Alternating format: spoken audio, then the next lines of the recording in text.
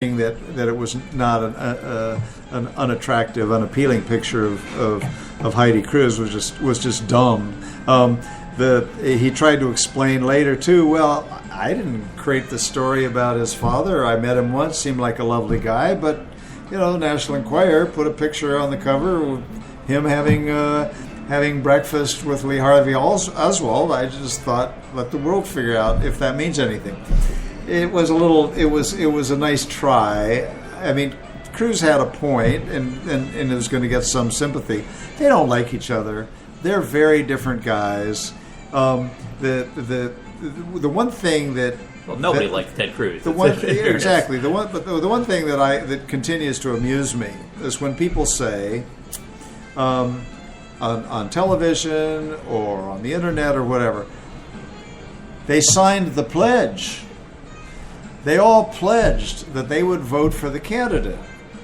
And the whole thing amuses me because they created the pledge. Well, the pledge was nonsense in the first place. The pledge was nonsense in the first place. They run thought as a third party. If he doesn't win, he might run as a third party. That could be bad. Let's do a pledge thing. They throw it together. Everybody, I'll sign it.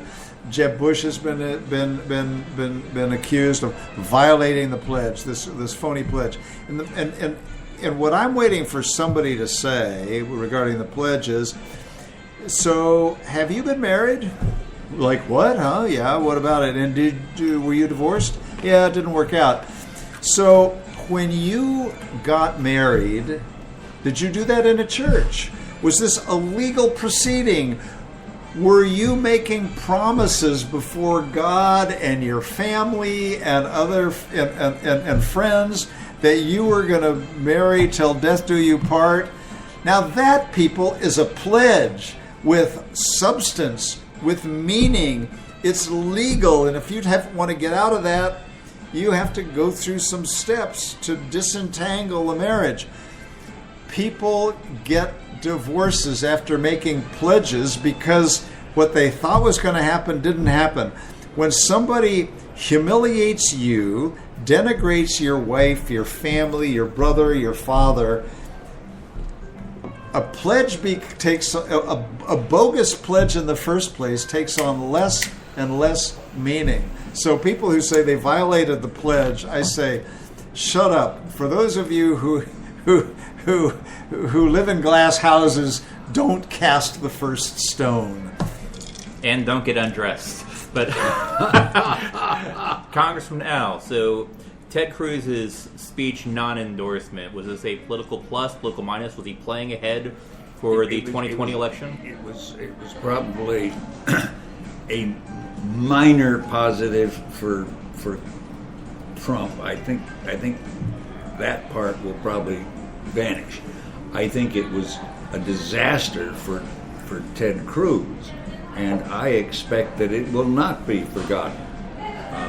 As Alan suggested, neither of us know. We'll find out.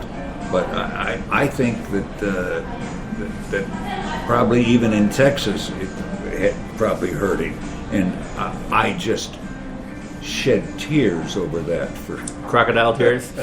I hope it's not forgotten. But who knows? These guys often have lives that we don't see. Well, I have said this on the show before. I can't name a single other lieutenant governor in the country other than the lieutenant governor of Texas. It's not because I have any particular interest in Texas, but Lieutenant Governor Dan Patrick has made a few minor points, public points for himself on the national stage.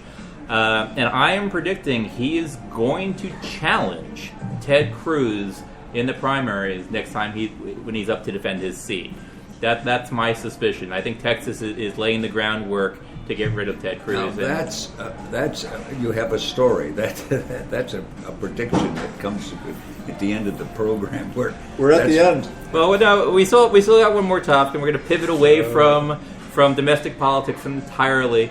During one of the breaks, both Congressman Allen had mentioned the issues that the world is seemingly on fire. Lots of lone wolf attackers, every place from in Nice in France, as well as the assassination or murder of a Catholic priest, also in France, a shooting in a German mall, and a a horrific attack in Japan, I believe. So, and the Republican convention did a very good job of painting the world as a scary place.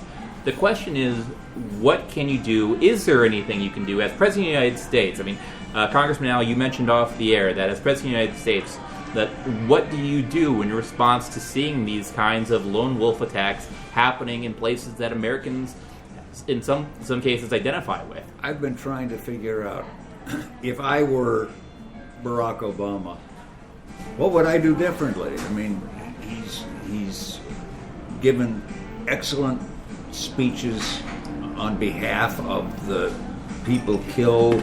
I think he's handled all of that very, very well, but none of which is going to stop it.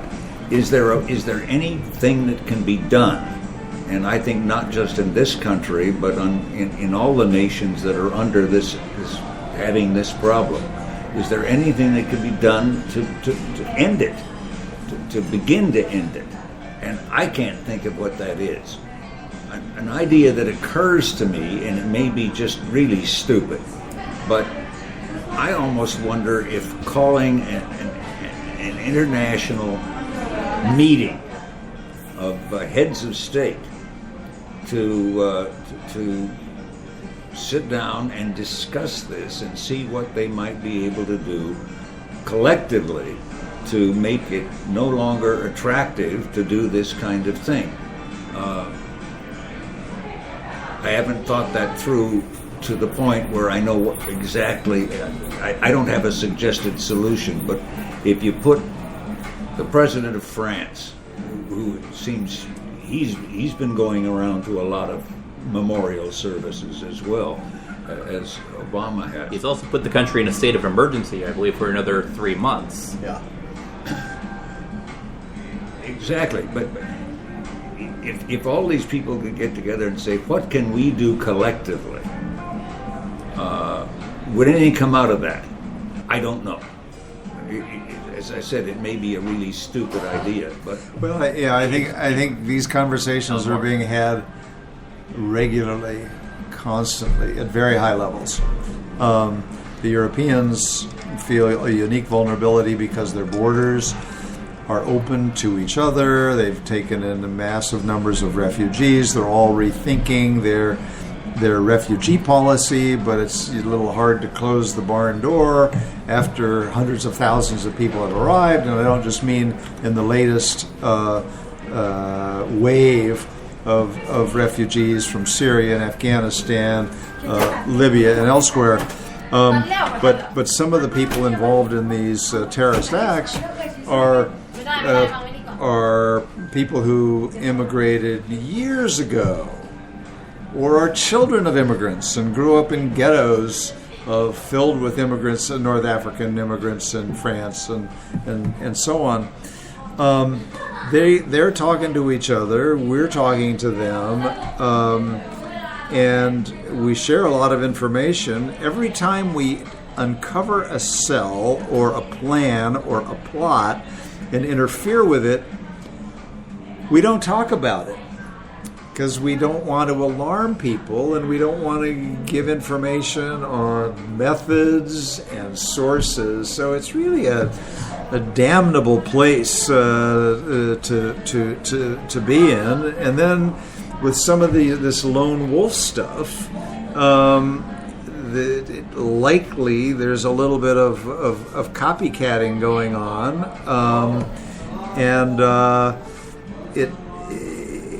what we have to be careful of is interfering with suspending civil liberties because we want the public to know we're trying, we're doing something, and you got to be sure that anything you do isn't simply wasteful of resources or somehow counterproductive with unintended consequences. We may just have to suffer our way through, even as we are constantly talking, sharing, looking, learning, developing relationships in the U.S., for example, with mosques, and it's all the more reason that